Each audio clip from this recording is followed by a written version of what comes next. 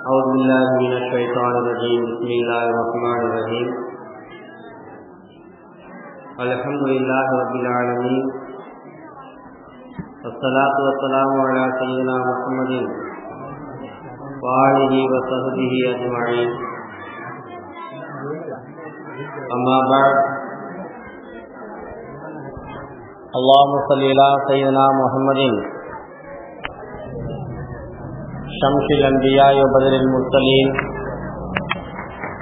وقطب الأولياء وافتخار المتقين تاج الأمة شفيع المذنبين شفيع يوم القيامة الله يا هادي. புகழ் அனைத்தும் அல்லாஹ் ஒருவனுக்கே உரித்தானது. கண்மணி நாயகம் ரசூலுல்லாஹி ஸல்லல்லாஹு அலைஹி வஸல்லம் அவர்கள் மீதும் அவர்களுடைய குடும்பத்தார்கள், சஹாபாக்கள், தாபியீன்கள், இமாம்கள், வலிமார்கள் மற்றும் நம் அனைவர் மீதும் அல்லாஹ்வின் புறத்திலிருந்து சாந்தியும் சமாதானமும் என்றென்றும் உண்டாகட்டுமாக.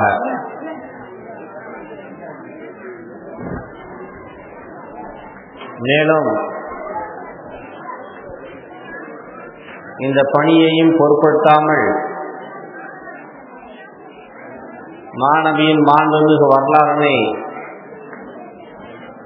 கேட்டுக்கொண்டிருக்கக்கூடிய தாய்மார்கள் மற்றும் இங்கே ஒன்று கூடியிருக்கக்கூடிய நம் அனைவர் மீதும் அல்லாஹு தஆலா தனது திருப்பொருத்தத்தை நம் அனைவர் மீதும் அருள்வானாக. அல்லாஹு ஜல்லஷானஹு வ தஆலா நமது பாவங்களை எல்லாம் மன்னித்து நமது நன்மைகளை ஏற்றுக்கொள்வதோடு நமது பாவங்கள் எவ்வளவு இருக்கின்றதோ அவ்வளவையும் நன்மைகளாக மாற்றி தந்தருள்வானாக. அன்பார்ந்த அல்லாஹ்வின் நல்லடியார்களே, இன்றைய தினம் நபிகள் நாயகம் ரசூலுல்லாஹி ஸல்லல்லாஹு அலைஹி வஸல்லம் அவருடைய வரலாற்றை பேசி வருவதில் இறுதி நாள் இன்ஷா அல்லாஹ். நபிகள் நாயகம் ரசூலுல்லாஹி ஸல்லல்லாஹு அலைஹி வஸல்லம் அவர்கள் தனது 63 ஆண்டு கால வாழ்க்கையில் இஸ்லாமிய மக்கள் எதிர்காலத்தில் இனிமையாக, சந்தோஷமாக, நிம்மதியாக வாழ வேண்டும் என்பதற்காக வேண்டி வகுத்த வழிகளை நாம் இன்று பார்க்க போகிறோம். பெருமானார் ஸல்லல்லாஹு அலைஹி வஸல்லம் அவர்கள் அவர்களுடைய மரணத்திற்கு முன்னதாக அவர்கள் செய்த சாதனைகள் என்ன, 23 ஆண்டு கால வாழ்க்கையில் நபிகளார் சாதித்த சாதனைகள் என்ன, அது சமூகத்தோடு அவைகள் எப்படி ஒன்றி போகின்றது என்பதை பற்றிய சில கருத்து பரிமாற்றங்கள் இன்று. ஏனென்று சொன்னால், உலகத்தில் எத்தனையோ தலைவர்கள் வாழ்கிறார்கள், வீழ்கிறார்கள். அவர்கள் இறந்ததோடு அவருடைய கொள்கைகளும் மண்ணோடு மண்ணாக புதைக்கப்படுகின்றன. ஆனால் மாமன்னர் முஹம்மது நபி ஸல்லல்லாஹு அலைஹி வஸல்லம் அவருடைய கொள்கைகளும் அவர்களுடைய கருத்துகளும் இன்றுள்ள கடைக்கோடி மனிதன் உட்பட அனைவரும் பின்பற்றி வருகிறார்கள். அன்பார்ந்த அல்லாஹ்வின் நல்லடியார்களே, அல்லாஹு ஜல்லஷானஹு வ தஆலா 1425 வருடங்களுக்கு முன்னதாக ஏறத்தாழ அல்லாஹு ஜல்லஷானஹு வ தஆலா 1415 வருடங்களுக்கு முன்னதாக திருக்குர்ஆனை அருள ஆரம்பித்தார். அது சிறுக சிறுக இறங்கி 23 ஆண்டுகளில் முற்று பெற்று பெருமானாரும் அவர்களை சார்ந்த சஹாபாக்களும் முழுமையாக பின்பற்றி வாழ்ந்தார்கள். திருக்குர்ஆன் 1425 வருடங்களுக்கு முன்னதாக அருளப்பட்டாலும் அது அந்த காலத்துல வாழ்ந்த மக்கள் மட்டும்தான் பின்பற்ற வேண்டுமா? அது அந்த காலத்துக்கு மட்டும்தான் பொருந்துமா? அப்படின்னா திருக்குர்ஆன் என்பது எல்லா காலத்துக்கும் ஏற்றமான பொருத்தமான ஒரு வேதம், பொருத்தமான ஒரு கருத்துகள் நிறைந்த ஒரு வார்த்தைகள். அதே போன்றுதான் பெருமானார் ஸல்லல்லாஹு அலைஹி வஸல்லம் அவருடைய கருத்துகளும் பழமைவாத கருத்துகள் அல்ல. 1425 வருடங்களுக்கு முன்னதாக வாழ்ந்த மக்களுக்கு சொல்லப்பட்ட கருத்துகள் அல்ல. எல்லா காலத்திலும் வாழ்கின்ற நவீன உலகமாக இருந்தாலும், அது பொருளாதார உலகமாக இருந்தாலும், விஞ்ஞான உலகமாக இருந்தாலும், மருத்துவ உலகமாக இருந்தாலும், எந்த வகை மனிதர்கள் எந்த பகுதியில் வாழ்ந்தாலும் எல்லா மக்களுக்கும் ஏற்ற கருத்துக்களையே திருக்குர்ஆனும் நபிமொழிகளும் திகழ்கின்றன என்பதில் இரண்டரை சந்தேகமில்லாத உண்மை. ஆகவே நபிகள் நாயகம் ரசூலுல்லாஹி ஸல்லல்லாஹு அலைஹி வஸல்லம் அவருடைய வாழ்க்கை நெறி, திருக்குர்ஆன் கூறுகின்ற கருத்துகள் எல்லாமே எல்லா காலத்திற்கும் ஏற்றமான ஒரு பொதுவான கருத்தாகும். திருக்குர்ஆனிலையும் ரசூலுல்லாஹ்வுடைய வழிகாட்டுதலையும் எல்லா வகையான சட்டங்களும் இடம்பெற்றுள்ளன. எல்லா வகையான சட்டங்களும் இருக்குது. அது அரசியல் சட்டமாக இருக்கட்டும், அது ஆன்மீக சீர்திருத்தமாக இருக்கட்டும், அல்லது வேறு எந்த ஒரு துறை சார்ந்த சட்டமாக இருந்தாலும் கூட எல்லா வகை துறைகளுக்கும் சார்ந்த சட்டங்கள் திருக்குர்ஆனிலும் நபிமொழிகளும் மிகுந்து காணப்படுகின்றன, மிளிர்கின்றன. இந்தியா சுதந்திரம் வாங்குவதற்கு முன்னதாக அண்ணல் அம்பேத்கர் அவர்களுடைய தலைமையில் இந்திய அரசியல் சாசன சட்டம் எழுதப்பட்டது. ஏற்கனவே ஆங்கிலேயர்களால் எழுதி வைக்கப்பட்டிருந்த சட்டத்தை இவர்கள் மறு ஆய்வு செய்தார்கள். மறு ஆய்வு செய்யும் பொழுது அவைகளில் பல்வேறு மாற்றங்களை, பல்வேறு அடித்தல் திருத்தங்களை எல்லாம் செய்து ஒரு முழுமையான சட்டத்தை உருவாக்கி கொடுத்தார்கள். அந்த அரசியல் சாசன சட்டம் தான் இன்று வரை முழுமையாக பின்பற்றப்பட்டு வருகிறதா அப்படின்னு சொல்லி பார்த்தாக்க கிடையாது. ஏன்னா அவ்வப்பொழுது எழுகின்ற பிரச்சனைகளுக்கு அந்த சட்டங்களில் பல்வேறு திருத்தங்கள் செய்யப்பட்டு, பல்வேறு மாற்றங்கள் செய்யப்பட்டு மக்களுக்கு புது சட்டங்களை ஏற்றிக் கொண்டிருக்கிறது. பழைய சட்டங்கள் அழிக்கப்பட்டு வருகிறது. அப்படி என்று சொன்னால் அந்த பழைய சட்டங்கள் எல்லாம் இந்த தற்காலத்திற்கு பொருந்தவில்லை என்பதை தான் அதை நிகழ்த்தி காட்டுகின்றது. ஆகவே அன்பார்ந்த அல்லாஹ்வின் நல்லடியார்களே, ஆனால் ரசூலுல்லாஹி ஸல்லல்லாஹு அலைஹி வஸல்லம் அவர்களை காட்டிய வழிகளும் திருக்குர்ஆன் காட்டக்கூடிய இந்த வழிகளும் எல்லா காலத்திற்கும் ஏற்றமான பொருத்தமான ஒரு நூலாக திகழ்வதில் நாம் பெரும் மகிழ்வை அடைந்து வருகிறோம். நான் ஹஜ்ஜுக்கு சென்றிருந்த பொழுது மக்காவுல ஒரு மதுரக்கார அம்மா கடையில போய் பாதாம் பருப்பு வாங்கிட்டு வந்தாங்க. சொல்லிட்டு தான் போனாங்க, நான் பாதாம் பருப்பு வாங்க போறேன், உங்களுக்கு வேணுமா? எனக்கு ஒண்ணு வேணாமா, நீங்க போயிட்டு வாங்க. அவங்க போய் பாதாம் பருப்பு வாங்கிட்டு வந்தாங்க. அவங்க வாங்கிட்டு வந்து காட்டுறாங்க, 2 கிலோ பருப்பு வாங்கியிருக்காங்க பாதாம் பருப்பு. அதை 1/4 கிலோ பொட்டணமா வாங்கிட்டு வந்திருக்கிறாங்க. 8 பொட்டணங்கள் இருக்கின்றன. நான் கேட்டேன், எதுக்குமா 1/4 கிலோவா வாங்கிட்டு வந்திருக்கீங்க? எல்லாம் உங்களுக்கு தானே, ஒரே பாக்கெட்டா அல்லது ஒரு 2 பாக்கெட்டா வாங்கிட்டு வந்திருக்க வேண்டியதானே, எதுக்கு இப்படி தனித்தனியா வாங்கிட்டு வந்திருக்கீங்க? இப்ப அந்தம்மா சொன்னாங்க, அட போங்க தருது, உங்களுக்கு ஒண்ணுமே தெரிய மாட்டேங்குது, சொல்லுங்க தெரிஞ்சுக்கிறேன். நம்ம இங்க இருக்கக்கூடிய அரபுக்காரங்க கடையில போய் இந்த மாதிரி பாதாம் பருப்பு, பேரிச்சம்பழம், முந்திரி, திராட்சைன்னு சொல்லி ஏதாவது வாங்கினோம்னா அவங்க எடை போடும்பொழுது இடையில நிறைய இருக்குது, அதை பாக்கெட்டுக்குள்ள போட்டுட்டு அப்படி வேற கொஞ்சம் அள்ளி போடுறாங்க.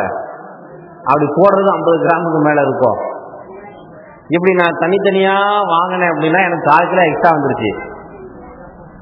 தனித்தனியா வாங்கினா எனக்கு 4 கிலோ பருப்புக்கு எனக்கு எக்ஸ்ட்ரா வந்துருச்சு. இப்ப நான் ஒரே பட்டணமா வாங்கினது அந்த மொத்தத்தில் அவ்வளவுதான் அள்ளி போட்டிருப்பாங்க, ஒரு 50 கிராம் தான் வந்திருக்கும் அப்படின்னு நாங்க அந்த அம்மா. நபிகள் நாயகம் ரசூலுல்லாஹி ஸல்லல்லாஹு அலைஹி வஸல்லம் அவர்கள் 1425 வருஷத்துக்கு முன்னால சொன்ன ஒரு கருத்து, உங்களுடைய தராசுகளை நீதமாக நிறுத்து கொடுங்கள், வியாபாரம் செய்யும் பொழுது நீதமாக நிறுத்து கொடுங்கள் அப்படின்னு சொன்ன ஒரே ஒரு வார்த்தைக்காக வேண்டி இத்தனை வருடங்களாக எந்த மாற்றத்திற்குள்ளும் ஆகாமல் அவர்கள் சரியாக செய்து வருகிறார்கள். இது ஒரு சாம்பிள் தான். அங்க போயிட்டு வந்தவங்களுக்கு எல்லாம் தெரியும் அந்த டிராபிக் ரூல்ஸ் எல்லாம். அரபு நாடுகள்ல அந்த டிராபிக் ரூல்ஸ் கரெக்டா ஃபாலோ பண்ணுவாங்க. அது எந்த சட்டமாக இருந்தாலும் சரி அவளை கரெக்டா ஃபாலோ பண்ணுவாங்க. அந்த அமைப்பில் அரபியர்கள் பெருமானார் ஸல்லல்லாஹு அலைஹி வஸல்லம் அவர்கள் என்ன சொல்லி கொடுத்தார்களோ அதை அவர்கள் மிக சரியாக செய்து வருகிறார்கள். இன்று கூட நாமும் அதை சரியாகவே செய்து வருகிறோம். நபிகள் நாயகம் ரசூலுல்லாஹி ஸல்லல்லாஹு அலைஹி வஸல்லம் அவர்கள் தனது வாழ்நாளில் 8 வகையான சீர்திருத்தங்களை இந்த சமுதாயத்திற்கு செய்து கொடுத்தார்கள். 8 வகையான சீர்திருத்தங்கள். அதாவது ஒரு 8 வருடங்களில் பெருமானார் ஸல்லல்லாஹு அலைஹி வஸல்லம் அவர்கள் இஸ்லாமிய அரசை நிறுவிய காலம் வெறும் 8 வருடங்கள் தான். 8 வருடங்களில் ஒரு மிகப்பெரிய ஒரு சாம்ராஜ்யத்திற்கு சொந்தக்காரராக ரசூலுல்லாஹி ஸல்லல்லாஹு அலைஹி வஸல்லம் அவர்கள் திகழ்ந்தார்கள். அந்த 8 ஆண்டுகளில் ஒரு 8 வகையான சுதந்திரங்களை மக்கள் பெற்றார்கள். அவைகள்ல மக்கள் சண்டை சச்சரவுகள் இல்லாமல் சுமூகமாக சந்தோஷமாக ஒற்றுமையாக வாழ வேண்டும்.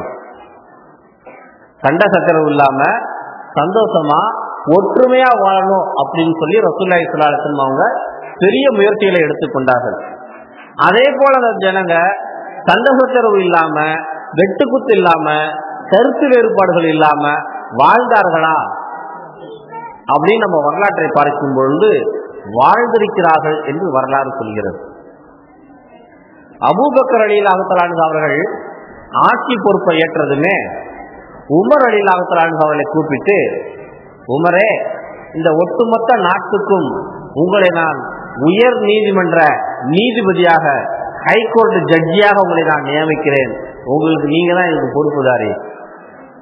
சரிங்க அமீருல் முஃமினீன், அந்த பொறுப்பை ஏற்றுக்கிட்டாங்க. உயர் நீதிமன்ற நீதிபதினா எவ்வளவு பெரிய பதவி, யோசனை பண்ணி பாருங்க. ஒரு வட்டார மாவட்ட நீதிபதியாக இருந்தாலே இன்னைக்கு கோடி கோடியா சம்பாதிக்கலாம், கோடி கோடியா சம்பாதிக்கலாம் தினம் தினம். உயர் நீதிமன்றத்தினுடைய ஒரே நீதிபதி 2 பேர் 3 பேர்லாம் இல்ல, உயர் நீதிமன்றத்துல 5 பேர் 6 பேர் 7 பேர் நீதிபதிகள் இருப்பாங்க இப்பெல்லாம். ஆனா அந்த இஸ்லாமிய சாம்ராஜ்யத்துல ஒட்டுமொத்த இஸ்லாமிய நாட்டுக்கும் ஒரே நீதிபதி தான் உமர் ரலியல்லாஹு தஆலா அன்ஹு அவர்கள். 1 வருடம் ஓடியது.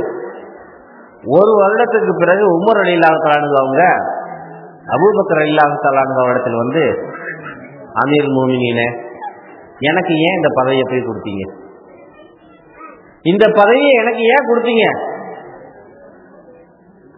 ஒரு கேஸ் கூட இதுவரையிலும் வரலையே, என்கிட்ட ஒரு கேஸ் கூட எனக்கு வரலையே இதுவரையிலும்.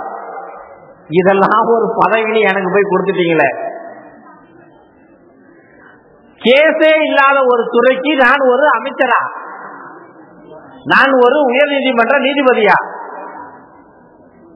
என்ன அமீருல் முஃமினீனே, இப்படி போய் வேலை இல்லாத ஒரு உயர்ந்த பதவி எனக்கு கொடுத்துட்டீங்களே அப்படின்னு சொல்லி வருத்தப்பட்டுக்கிட்டாங்க உமர் ரலியல்லாஹு தஆலா. உடனே அபூபக்கர் ரலியல்லாஹு தஆலா சிரிக்கிறார்கள், சந்தோஷப்படுகிறார்கள். அல்ஹம்துலில்லாஹ் அல்ஹம்துலில்லாஹ் அல்ஹம்துலில்லாஹ், எனக்கு ரொம்ப சந்தோஷமாக இருக்குது. ஏன்னா இவ்வளவு பெரிய நாடு, இவ்வளவு பெரிய நாட்டுல பல லட்சக்கணக்கான ஜனங்கள் வாழ்கிறார்கள்.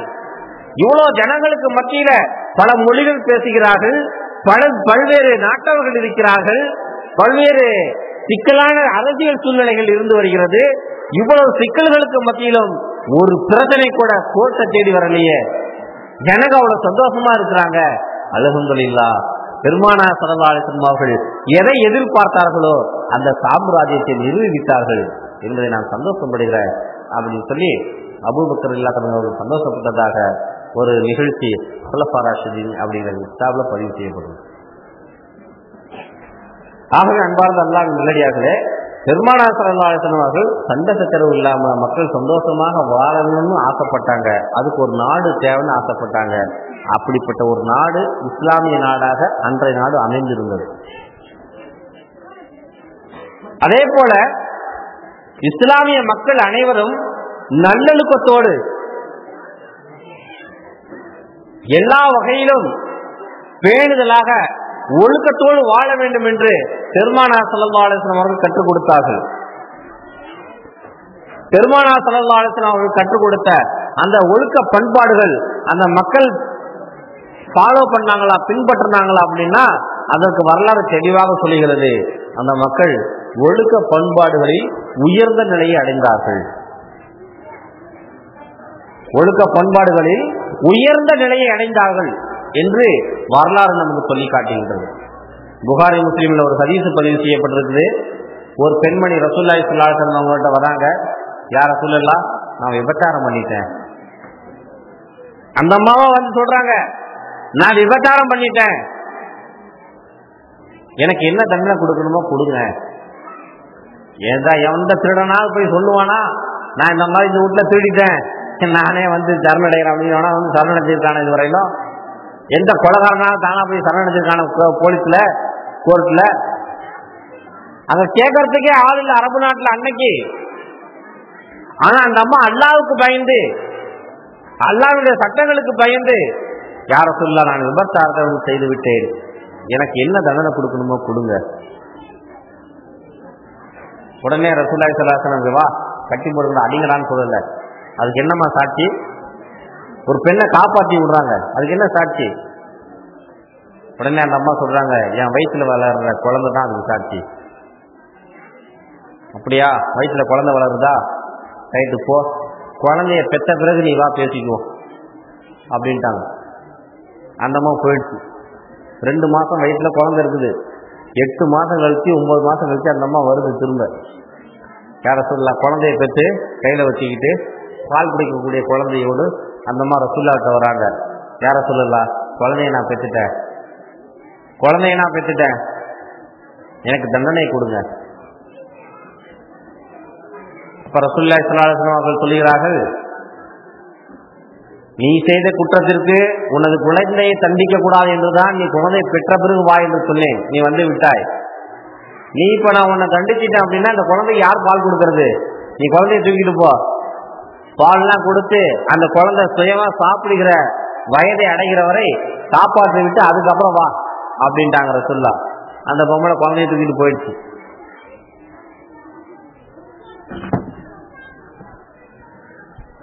குழந்தையை கொண்டு சென்ற அந்த பெண்மணி ஒரு 3 வருடங்களுக்கு பிறகு அந்த குழந்தையின் கையில் ரொட்டி துண்டு பிஸ்கட் மாதிரி ஒரு கையில இருக்க பெருமானார் ஸல்லல்லாஹு அலைஹி வஸல்லம் அவங்கள்ட்ட வர்றாங்க. யார சொல்லலாம், என் குழந்தை இப்ப சுயமா சாப்பிட ஆரம்பிச்சிருச்சு, என்னுடைய பாலெல்லாம் குடிப்பது கிடையாது, எனக்கு அந்த தண்டனையை கொடுங்க. ரசூலுல்லாஹி ஸல்லல்லாஹு அலைஹி வஸல்லம் அவங்க ஒரு சஹாபியை கூப்பிட்டாங்க, இந்த குழந்தை யார் வளர்க்கிறதுன்னு கேளுங்க. உடனே ஒரு சஹாபி வந்தாரு, யார சொல்ல அந்த குழந்தைய நான் வளர்த்துக்கிறேன். ரைட்டு, குழந்தைய வாங்கிட்டு போ, இந்த அம்மா கொண்டுட்டு போய் எங்க ஊருக்கு ஒதுக்குப்புறமா நிக்க வச்சு கல்லால் அடிச்சு சாகடிச்சிருங்க. ஜனாதாவை குளிப்பாட்டி ஜனாதாவை கொண்டுட்டு வாங்க, நான் வந்து தொழுக வைக்கிறேன் ரசூலுல்லாஹி ஸல்லல்லாஹு அலைஹி வஸல்லம். அதே போல ஊரை விட்டு ஒதுக்குப்புறமான இடத்தில் கல்லால் அடித்த அந்த பெண்மணி சாகடிக்கப்பட்டார். பிறகு ஜனாதா வந்தது, ரசூலுல்லாஹி ஸல்லல்லாஹு அலைஹி வஸல்லம் அவர்களே ஜனாதாவை தொழுக வைத்தார்கள், கொண்டு போய் அடக்கம் பண்ணாங்க. ஒரு பெண்மணி விபச்சாரம் செய்துட்டு தான் விபச்சாரம் செஞ்சிட்டேன் அப்படின்னு சொல்லி சொன்னது மட்டும் இல்லாம அந்த தண்டனையை காவ காத்து வந்து ஏறத்தாழ 4 வருடங்களுக்கு பிறகு அந்த தண்டனை கேட்டு வாங்கி கொண்டாள் அந்த அம்மா. இது புகாரி முஸ்லிம் வரக்கூடிய ஒரு ஹதீஸ். அப்படின்னா அந்த ஒழுக்க பண்பாடுகள் அந்த மக்களிடத்தில் அந்த மனங்களில் எவ்வளவு ஆழமாக வேரூன்றி இருக்கிறது பாருங்கள். அதை போன்ற ஒரு சூழ்நிலையை நபிகள் நாயகம் ரசூலுல்லாஹி ஸல்லல்லாஹு அலைஹி வஸல்லம் அவர்கள் மதீனாவில் உருவாக்கி கொடுத்தார்கள்.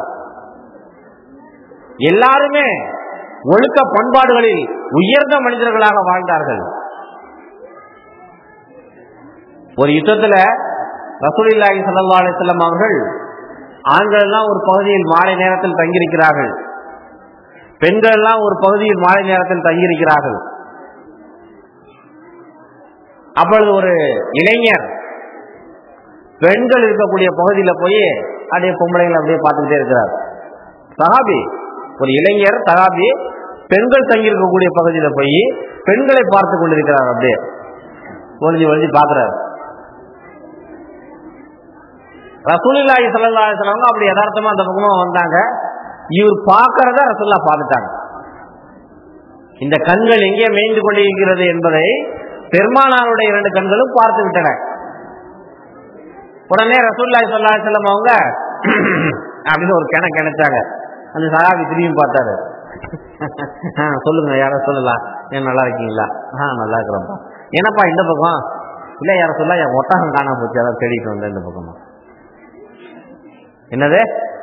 என் ஒட்டகம் காணாம போச்சு, நான் தேடிக்கிட்டு வந்தேன் இந்த பக்கமா. இவர் வந்த வேலை வேற, இவர் என்ன பார்த்துட்டு இருந்தார் அப்படிங்கிறத ரசூலுல்லாஹ் பார்த்துட்டாங்க. அப்படியா ஒட்டகம் கிடைச்சதா? இல்ல யார சொல்ல கிடைக்கல. சரி போப்பா, போயிட்டாங்க. அதை யுத்தம் முடிஞ்சது. யுத்தம் முடிந்து சஹாபாக்களும் மற்றவர்களும் எல்லாம் நடந்து போயிட்டு இருக்கிறாங்க. அப்ப ரசூலுல்லாஹி ஸல்லல்லாஹு அலைஹி வஸல்லம் அவங்கள போயிட்டு இருக்கக்கூடிய வழியில அந்த சஹாபியும் பக்கத்துல வராரு, அந்த இளைஞரும் பக்கத்துல வராரு. அப்ப ரசூலுல்லாஹி ஸல்லல்லாஹு அலைஹி வஸல்லம் அவங்க கேட்டாங்க, என்ன சகோதரரே, இந்த ஒட்டகம் கிடைச்சதா? அந்த ஒட்டகம் கிடைத்ததா அப்படின்னு கேட்டாங்க. அந்த கேட்கக்கூடிய அந்த நக்கலான அந்த வார்த்தை, பெருமானார் கேட்கக்கூடிய அந்த பாவனை அவர் அப்படியே கொன்னுது, செத்து போயிடலாம் அப்படிங்கிற மாதிரி தோணுது அவருக்கு. நம்ம இப்படிப்பட்ட ஒரு தவறு செய்யும் போது ரசூலுல்லாஹ் நம்மளை பார்த்துட்டாங்களே, எவ்வளவு பெரிய தவறு பண்ணிட்டோம் அப்படின்னு அவர் அப்படியே மனசுக்குள் புழுங்கி கொள்கிறார், அழுது கொள்கிறார். இல்லையா ரசூலுல்லாஹ், அது கிடைச்சது அப்படின்ட்டு அப்படியே நைட்டா பின்னால போயிட்டார். அதற்கு பிறகு அந்த சஹாபி பெருமானார் ஸல்லல்லாஹு அலைஹி வஸல்லம் அவர்கள் இருக்கக்கூடிய பகுதியவே வர்றதே கிடையாது. எங்க பார்த்தாலும் ரசூலுல்லாஹ்வுக்கு பின்னால்தான் இருப்பார். இப்படிப்பட்ட சூழ்நிலையில ஒரு நாள் அவர் மஸ்ஜித் நபவியில தொழுது கொண்டிருந்தார். ரசூலுல்லாஹி ஸல்லல்லாஹு அலைஹி வஸல்லம் அவங்களும் வந்துட்டாங்க. என்ன சகோதரரே, இந்த ஒட்டகம் கிடைச்சதா? அவரு ஒரு மாதிரி ஆகி ஓடி போயிட்டார் பள்ளியாசலை விட்டு. அவர் அதோட சரி மஸ்ஜித் நபவி பள்ளிவாசலுக்கு தொழுக வர்றதே இல்லை. மஸ்ஜித் நபவி பள்ளிவாசலுக்கு தொழுக வர்றதே விட்டுட்டாரு. போனா ரசூலுல்லாஹ் கேட்பாங்க, நம்ம எவ்வளவு பெரிய பாவம் பண்ணிவிட்டோம், அவர் வர்றதே இல்லை. அப்போ ஒரு நாள் ரசூலுல்லாஹி ஸல்லல்லாஹு அலைஹி வஸல்லம் அவங்க ஊருக்குள்ள இல்ல, மஸ்ஜித் குபா பகுதிக்கு போயிருக்கிறாங்க அப்படின்னு சொல்லப்பட்டது. சரி, ரசூலுல்லாஹ் தான் அங்க இல்லையே, நம்ம இன்னைக்கு மஸ்ஜித் நபவியில போய் தொழுவோம் அப்படின்னு இவர் பள்ளிவாசலுக்கு வர தொழுதுட்டு இருக்கிற நேரத்துல ரசூலுல்லாஹி ஸல்லல்லாஹு அலைஹி வஸல்லம் அவங்க பள்ளிவாசலுக்கு வந்துட்டாங்க. முன்னால போன ரசூலுல்லாஹி ஸல்லல்லாஹு அலைஹி வஸல்லம் அவர்கள் இவரை பார்த்த உடனே நேரா பின்னால வந்துட்டாங்க. முன்னால போன ரசூலுல்லாஹி ஸல்லல்லாஹு அலைஹி வஸல்லம் அவர்களை தொழுது கொண்ட இந்த நபரும் பார்த்து விட்டார். ரசூலுல்லாஹ் முன்னால போறாங்க, நம்ம சீக்கிரமா அலந்தர கைஃப ஓதி தொழுகையை முடிச்சுட்டு குடுக்குன்னு ஓடிடலாம் அப்படின்னு இவர் அலந்தர கைஃப ஓத ஆரம்பிச்சிட்டாரு. ரசூலுல்லாஹி ஸல்லல்லாஹு அலைஹி வஸல்லம் போன ரசூலுல்லாஹ் பின்னால அவருக்கு நேரா உட்கார்ந்துக்கிட்டாங்க. அவர் அலந்தர கைஃப ஓதி முடிச்சு ருக்குவுக்கு போறாரு. ருக்குவுக்கு போயிருக்கும் பொழுது இந்த வழியாக அவர் பார்க்கிறார், ரசூலுல்லாஹ் பின்னால உட்கார்ந்துருக்காங்க.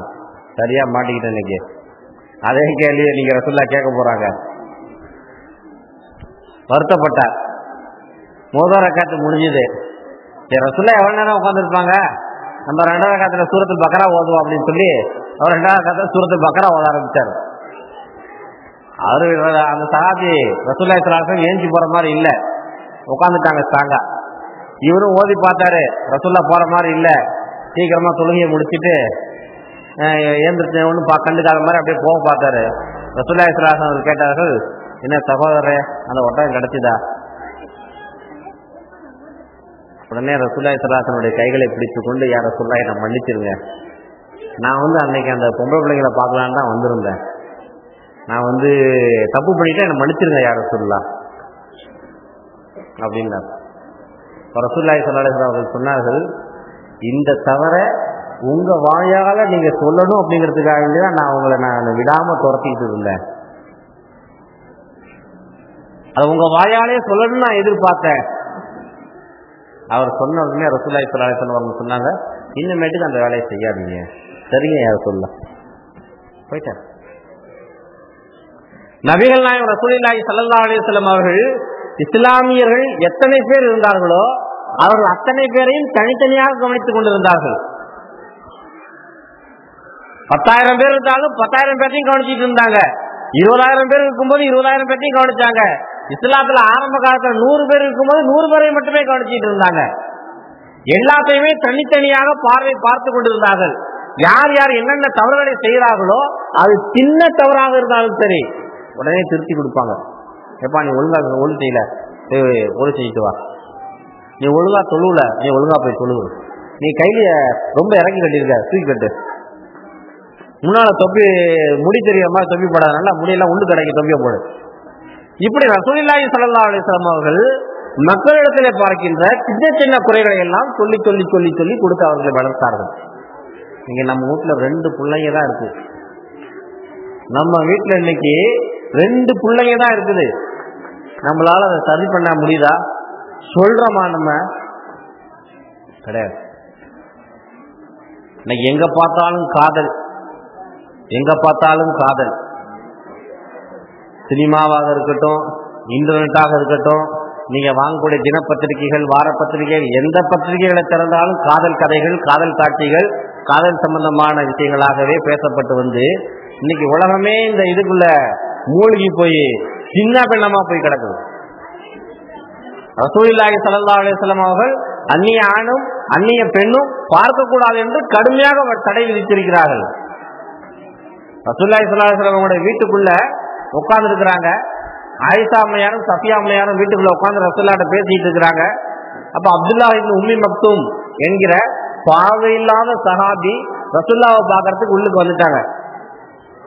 உடனே ரசூலுல்லாஹ் சொன்னாங்க, நீங்க 2 பேரும் எந்திரிச்சு உள்ளுக்கு போங்க. மனைவிமார்களை பார்த்து ரசூலுல்லாஹ் சொல்றாங்க, நீங்க 2 பேரும் எந்திரிச்சு உள்ளுக்கு போங்க. உடனே ஆயிஷா அம்மா கேட்டாங்க, யார ரசூலுல்லாஹ், வரவருக்கு தான் கண்ணு தெரியாத, அவர் எப்படி எங்களை பார்க்க முடியும்? அப்ப ரசூலுல்லாஹ் கேட்டாங்க, உங்க 2 பேருக்கும் கண்ணு இருக்குல்ல, நீங்க அவங்கள பாப்பீங்கல்ல, அவர் மட்டும்தான் அவங்கள பார்க்க கூடாதா? நீங்களும் தான் அவங்கள பார்க்க கூடாது. இதுதான் புர்கா. ஒரு ஆணும் பெண்ணை பார்க்க கூடாது, ஒரு பெண்ணும் ஒரு ஆணை பார்க்க கூடாது. ஆகவே பெண் பிள்ளைகளை பெற்றவர்களாக இருந்தாலும் ஆண் பிள்ளைகளை பெற்றவர்களாக இருந்தாலும் ஒவ்வொருத்தருக்கும் 15 வயசுக்கு மேல போயிடுச்சுன்னா 22 வயசு வர வரையிலும் 7 வருட காலம் அவர்களை கவனமாக கண்காணிங்க. உங்களுடைய வீடுகள்ல இன்டர்நெட் இருந்தாக்க, இன்டர்நெட்டை யூஸ் பண்ணாக்க அது நல்லா வீட்டினுடைய கூடத்துல வைங்க. முதல்ல தனியா நம்ம புள்ள நல்லா படிக்கணும் கொள்ளணும் அப்படிங்கிறதுக்காக வேண்டி ரூமுக்குள்ள போட்டு கொடுத்துட்டீங்கன்னாக்க அவங்க இன்டர்நெட்ல என்ன பாக்குறாங்கன்னு உங்களுக்கு தெரியாது, அவங்க என்ன பேசிக் கொள்கிறார்கள் என்று உங்களுக்கு தெரியாது. உங்க புள்ள மேல நீங்க நம்பிக்கை வச்சிருக்கலாம், உண்மையாக இருக்கலாம், அதெல்லாம் வேற. ஆனா உங்க பிள்ளைங்க உங்க மேல உண்மையா இருக்குமா, நம்பிக்கையா இருக்குமா தெரியாது. அது அந்த மாதிரியான வயசு. ஆகவே நம்முடைய பிள்ளைகளை ஒரு அரை மணி நேரம் 10 நிமிஷமா ஒரு ஆளுகிட்ட, நம்ம பொம்பளை பிள்ளைங்க நம்ம பையனை பேசிட்டு இருக்காங்கனாக்க, நீ யார்கிட்டமா பேசிட்டு இருக்க, நீ யாருக்கிட்டா பேசிட்டு இருக்க நம்ம கேட்கணும். திரும்ப திரும்ப அந்த பிள்ளைகள் பேசும் பொழுது அந்த நம்பரை நம்ம தனியா, அந்த பிள்ளைங்க பாத்ரூமுக்கு போயிருக்கும் பொழுது, அங்க எங்க குளிக்க போயிருக்கும் பொழுது, போனை மறந்துட்டு போயிருக்கும் போது அவன் யார்கிட்ட பேசினா அந்த நம்பரை எடுத்து வச்சு நம்ம போன்ல இருந்து போன் பண்ணி கேட்கணும். யாருப்பா நீ, என் பிள்ளைகிட்ட ரொம்ப நேரமா பேசிட்டு இருந்த, கேட்கணும். நான் அவன் தோழி, நான் காலேஜில் படிக்கிறவன் அப்படின்னு சொல்லப்பட்டுச்சுன்னா அதை நம்ம ஆய்வு பண்ணணும். நம்ம எதுவுமே பண்றதில்ல. நம்ம பிள்ளைகளுக்கு கேட்கறதெல்லாம் லேப்டாப் வாங்கி கொடுக்குறோம், கம்ப்யூட்டர் வாங்கி கொடுக்குறோம், இன்டர்நெட்ல கனெக்ஷன் வாங்கி கொடுக்குறோம். பிள்ளைங்க கேட்கறதெல்லாம் வாங்கி கொடுத்துட்டு நம்ம நினைக்கிற மாதிரி இருக்கும் அப்படின்னு நீங்க எதிர்பார்த்தீங்கன்னாக்க நம்மளை விட முட்டாள்கள் வேற யாருமே கிடையாது. நம்மளை விட முட்டாள்கள் யாருமே கிடையாது. அதற்காக வேண்டிதான் சொல்லுகிறேன், நம்முடைய பிள்ளைகளை கண்காணிங்கள். ஏன்னா ரசூலுல்லாஹி ஸல்லல்லாஹு அலைஹி வஸல்லம் அவர்கள் இருக்கும் பொழுது இப்படிப்பட்ட ஒரு காட்சி. மதீனாவுல வந்து ரசூலுல்லாஹி ஸல்லல்லாஹு அலைஹி வஸல்லம் அவங்க பின்னால தனக்கு நெருங்கின ஒரு சொந்தக்காரர் தான் ஒரு இளைஞர், ஒரு 18-19 வயசு இளைஞரை பின்னால உட்கார வச்சுக்கிட்டு ரசூலுல்லாஹி ஸல்லல்லாஹு அலைஹி வஸல்லம் போறாங்க. அப்ப ஒரு பெண்மணி தலையில விறகு வைத்துக் கொண்டு வருகிறார். அப்ப ரசூலுல்லாஹி ஸல்லல்லாஹு அலைஹி வஸல்லம் தன்னுடைய ஒட்டகத்தை நிறுத்திட்டு அந்த மாட்டை பேசுறாங்க. என்ன பேசுறாங்க? நீ எதுக்கு சுமையை தூக்கிட்டு போற? அந்த சுமையை வேணுமா என்கிட்ட கொடுத்துரு, நான் எடுத்து விட்டு போறேன். நான் கொண்டு போய் மதீனாவில் கொண்டு போய் பள்ளியாசல் பக்கமா போட்டு வைக்கிறேன், நீங்க வேணுமா வந்து எடுத்துங்களேன் அப்படின்னு பேசிக்கிட்டு இருக்காங்க. அந்த பின்னால ஒரு சஹாபி உட்கார்ந்து இருந்தாரு, 18-19 வயசு இளைஞர். அவரு அந்த அம்மாவையே பார்த்துட்டு இருக்கிறார். விறகு தூக்கி கொண்டு இருக்கக்கூடிய அந்த பெண்மணியே பார்த்து கொண்டிருக்கிறார். இதை ரசூலுல்லாஹி ஸல்லல்லாஹு அலைஹி வஸல்லம் கவனிச்ச உடனே முகத்தை எப்படி திருப்பி விட்டாங்க. புகாரில் வரக்கூடிய ஹதீஸ், முகத்தை எப்படி திருப்பி விட்டாங்க, நீ அந்த பக்கம் பாரு, இந்த பக்கம் பார்க்காத அப்படின்னு. அவர் யதார்த்தமா தான் பாக்குறாரு. 2 பேருடைய முகத்தை பார்த்தாதான் என்ன பேசுறாங்கன்னு தெரியுமேனு யதார்த்தமா பார்த்தாரு. ஆனா ரசூலுல்லாஹி ஸல்லல்லாஹு அலைஹி வஸல்லம் அவங்க அப்படி கூட நீ பார்க்காதப்பா அப்படின்னு சொல்லி அந்த பார்வையை திருப்பி விட்டதாக ஹதீஸ் நமக்கு சொல்லி காட்டுது. எவ்வளவு நேரம் ரசூலுல்லாஹ் பின்னால இருக்கும்போது ஒரு தப்பு நடந்து போயிடும். ரசூலுல்லாஹ்வுடைய அரவணைப்புல ரசூலுல்லாஹ்வுடைய நம்பிக்கைக்கு பாத்திரமான ஒரு மனிதர் பின்னால இருக்கிறார், அவர் தப்பு செஞ்சிருவாரா? மாட்டார்தான். ஆனா ஷைத்தான் அதை விட சக்தி வாய்ந்தவன். மனித மனங்களை விட சக்தி வாய்ந்தவன். அவன் மனம் மாற்றி விடுவான் என்பதை கருத்தில் கொண்டுதான் ரசூலுல்லாஹி ஸல்லல்லாஹு அலைஹி வஸல்லம் அப்படி செய்தார்கள். ஆகவே அன்பார்ந்த அல்லாஹ்வின் நல்லடியார்களே, 17-16 வயசிலிருந்து 22 வயசு வரையில் இருக்கக்கூடிய நம்முடைய இளைஞர்கள் இளைஞர்களை ரொம்ப கவனமா பாருங்க. நம்ம புள்ளதான் நல்லா இருக்கணும் அப்படிங்கிறதுக்காக வேண்டிய பாருங்க. சந்தேகப்படுறது நம்ம பிள்ளைகளுக்கு தெரியவே கூடாது. நம்ம பிள்ளைய நாம் சந்தேகமும் படக்கூடாது, ஆனா சந்தேகப்படுறது நம்ம பிள்ளைகளுக்கு தெரியக்கூடாது. அதை கண்காணிப்பா கவனமா கண்காணிக்கும். கடைசியில பிரச்சனைகள் எங்க பார்த்தாலும் இன்னைக்கு சமுதாயத்தில் பிரச்சனைகள். சென்னை மாவட்டத்தில் எங்க அதிர்த்து அப்துல் ரஹ்மான் இருக்கிறாங்க, மாநில தலைவர். மாநில தலைவருக்கு மாசத்துல 2 பிரச்சனைகள் இந்த மாதிரி வந்துடும். இந்த பிரச்சனை தான், இது என்ன செய்யறது? ஒவ்வொரு மாவட்டத்தில் இருக்கக்கூடிய பொறுப்புதாரிகளுக்கும் மாசத்துல 2 பிரச்சனை 3 பிரச்சனை வந்துடும். தேடி பிடிச்சி கட்ட பஞ்சாயத்து மாதிரி பண்ணி போலீஸ் ஸ்டேஷன் அங்க இங்க நடந்து அந்த 2 பேர்த்தையும் துருக்கி வச்சோ அல்லது சேர்த்து வைக்கிறதுக்குள்ள படாத பாடு. அஜித்குமார்லாம் போலீஸ் ஸ்டேஷனுக்கு தான் அலைஞ்சிட்டு இருக்கிறாங்க. இது பொதுவாக நடக்கக்கூடிய பிரச்சனை. நம்ம ஊர்ல அஜித் சொல்லிட்டு இருக்காரு, நம்ம ஊர்ல அந்த மாதிரி பிரச்சனை இல்லையே. அது உண்மைதான், நம்ம ஊர்ல அந்த மாதிரி பிரச்சனை இல்லை. முஸ்லீமா ஹவுல அல்ஹம்துலில்லாஹ், அதுல சந்தேகமே கிடையாது. இருந்தாலும் கவனமாக இருக்க வேண்டும். நாம் கவனமாக இருந்தாலும் நம்மை சாராத மற்றவர்கள், மாற்று மதத்தவர்கள், நம்ம ஒண்ணுமே சொல்ல முடியாது. ஆகவே அன்பார்ந்த அல்லாஹ்வின் நல்லடியார்களே, அல்லாஹ் ஜல்ல ஷானஹு வ தஆலா நம்முடைய பிள்ளைகளையும் மற்றவர்களையும் ஒழுக்கத்தின் உச்சகட்ட நல்ல மனிதர்களாக ஆக்கி அருள்வானாக. அப்படி நபிகள் நாயகம் ரசூலுல்லாஹி ஸல்லல்லாஹு அலைஹி வஸல்லம் அவர்கள் ஒழுக்கமுள்ள ஒரு சமுதாயத்தை உருவாக்குவதற்கு முயற்சி செய்தார்கள். தனது மரணத்தின் நேரத்திலேயே அப்படிப்பட்ட ஒரு உயர்ந்த நிலையை அடைந்தார்கள் ரசூலுல்லாஹி ஸல்லல்லாஹு அலைஹி வஸல்லம் அவர்கள். ரசூலுல்லாஹ்வுடைய சாதனைகள் இதெல்லாம் வேற யாருமே சாட்சி காட்ட முடியாது. வேற யாரும் சாட்சி காட்ட முடியாது. நான் பள்ளிக்கூடத்துல படிக்கக்கூடிய 100 பிள்ளைகளையும் 10வது பாஸ் பண்ணிடலாம், 100 பிள்ளைகளையும் 12வது பாஸ் பண்ண வச்சிடலாம், 100க்கு 100 மார்க் எடுக்க வைக்கலாம். பண்பாடுகளால் அவர்களை அப்படி வளர்க்க முடியுதா? சாதித்து வாழ்ந்துவார்கள். எத்தனை பிரச்சனைகள் அவர்கள் சந்திக்கிறார்கள். இந்த பையனோட பேசிட்டான், இந்த பொண்ணோட பேசிட்டான். ஆக ஒழுக்கம் என்பதுதான் முக்கியம், மார்க் முக்கியம் இல்ல. ஒழுக்கம் என்பதுதான் முக்கியம், படிப்பு முக்கியம் இல்ல. ஒழுக்கம் என்பதுதான் முக்கியம், சுய கௌரவம் என்பதுதான் முக்கியம். இதற்கு படிப்போ பட்டங்களோ முக்கியமில்லை என்பதை நாம் புரிந்து கொள்ள வேண்டும். அதே போல ரசூலுல்லாஹி ஸல்லல்லாஹு அலைஹி வஸல்லம் அவர்கள் அவரவருடைய மார்க்கத்தில் சுதந்திரமாக வாழ வேண்டும் அப்படிங்கிற ஒரு கோட்பாடை உருவாக்கினார்கள். யூதனாக இருக்கட்டும், கிறிஸ்தவனாக இருக்கட்டும், வேறு மதத்தவனாக இருக்கட்டும், முஸ்லீமாக இருக்கட்டும், ஒவ்வொரு நாட்டிலையும் யாராவது ஒருத்தங்க பெரும்பான்மையாக இருப்பாங்க, மற்றவங்க சிறுபான்மையா இருப்பாங்க. யார் அதிகமா இருக்காங்களோ அவங்க பெரும்பான்மை, எந்த ஜாதிக்காரங்க அதிகமா இருக்காங்களோ அவங்க பெரும்பான்மை. பாகிஸ்தான்ல முஸ்லீம்கள் தான் பெரும்பான்மை, அதனால அங்க முஸ்லீம் நாடு. இந்தியாவில் இந்துக்கள் அதிகமா இருக்கிறாங்க, அதனால இந்தியா அது பெரும்பான்மை. அப்படி எந்த நாட்டில் யாரு பெரும்பான்மையாக இருக்கிறார்களோ அவர்கள் மற்ற மதத்தவர்களையும் அனுசரித்து போக வேண்டும், அந்த மக்களுக்கும் சம உரிமையை கொடுக்க வேண்டும். ரசூலுல்லாஹி ஸல்லல்லாஹு அலைஹி வஸல்லம் அவர்கள் அப்படிப்பட்ட சம உரிமையை தம் வாழ்நாளில் கொடுத்தார்கள். ரொம்ப காலம் இல்லை, 8 வருஷத்துல அப்படிப்பட்ட ஒரு சாதனையை படைச்சாங்க ரசூலுல்லாஹ். ரசூலுல்லாஹி ஸல்லல்லாஹு அலைஹி வஸல்லம் அவர்கள் எகிப்துக்கு அம்ர் இப்னுல் ஆஸ் அப்படிங்கிற சஹாபிய ஆளுநராக, அந்த நாட்டினுடைய கவர்னராக நியமிச்சு அனுப்புனாங்க. அவர் அங்க போய் இருந்தார். ரொம்ப வருஷமா இருந்தார். உமர் இல்லாதவருடைய ஆட்சி காலம் வரையில் அவர் இருந்தார். அப்படி அவர் இருக்கும்போது உமர் இல்லாதவருடைய ஆட்சி காலத்துல அந்த நாட்டுல எகிப்துல ஜீசஸ் உடைய சிலை ஒரு இடத்துல தெருவில் நிற்கப்பட்டிருந்துச்சு. ஈசா நபியினுடைய சிலை ஒரு இடத்துல நின்றுகிட்டு இருந்துச்சு. திடீர்னு ஒரு நாள் பார்த்தாக்க அந்த ஜீசஸ் உடைய சிலையின் மூக்கு மட்டும் உடைக்கப்பட்டிருக்கு. மூக்கு மட்டும் காணாம், எவனா உடைச்சி எடுத்துட்டு போயிட்டான். உடனே அந்த ஊர்ல இருந்தவர்கள் சிறுபான்மை கிறிஸ்தவர்கள், ஏன்னா முஸ்லீம்கள் தான் அந்த நாட்டில் பெருசா இருக்கிறாங்க, சிறுபான்மை கிறிஸ்தவர்கள் எல்லாம் அம்ர் இப்னுல் ஆஸ் கிட்ட வந்து புகார் கொடுத்தார்கள்.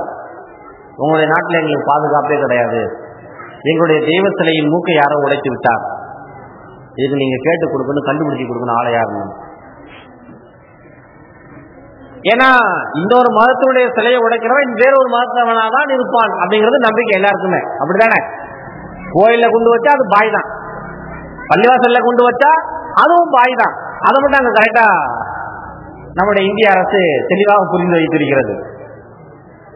அந்த மாதிரி ஒரு ஜீசஸுடைய சில மூக்கு மட்டும் உடைக்கப்பட்ட உடனேயே இது யாரோ பாய்கள் தான் செய்திருக்கிறார்கள், இவர்களை நீங்கள் தேடி கண்டுபிடித்து தண்டிக்க வேண்டும் என்று அம்ர் இப்னுல் ஆஸ் வந்து சொன்னார். அப்ப அவர் நான் 1 மாசத்துல கண்டுபிடிக்கிறேன் அப்படின்னாரு. 1 மாசமா கத்துனாங்க. சரி 5 நாள்ல கண்டுபிடிக்கிறேன். 5 நாள் ஆகுமான்னு கத்துனாங்க எல்லாரும். சரிப்பா 1 வாரத்துல கண்டுபிடிக்கிறேன். 1 வாரமா?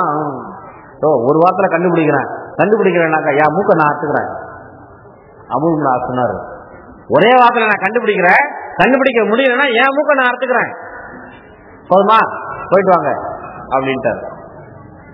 இவர் 1 வாரமா தேடி பார்க்கிறாரு, குற்றவாளி கிடைக்கவே இல்லை. இவர் அம்ர் இப்னுல் ஆஸ் நாட்டினுடைய கவர்னர், இவருக்கு கீழே வேலை செய்வதற்கு சிப்பாய்கள் நூற்றுக்கணக்கான ஆயிரக்கணக்கான மனிதர்கள் இருக்கிறார்கள். எல்லாத்தையும் விட்டு தேடி பார்த்தாச்சு, ஒரு பயனும் மாட்டல.